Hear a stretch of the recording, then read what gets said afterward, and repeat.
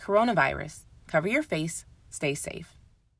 Coronavirus is spread easily and is deadly. Cover your nose and mouth with a cloth face covering when leaving the house to help stop the spread of the virus. Cloth face coverings include scarves, bandanas, and cloth face masks. Don't use a mask meant for a healthcare worker.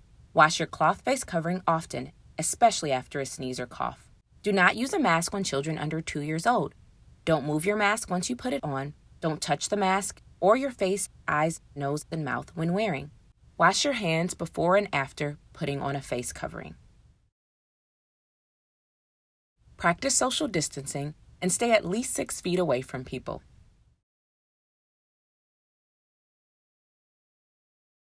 Even when wearing a cloth face covering.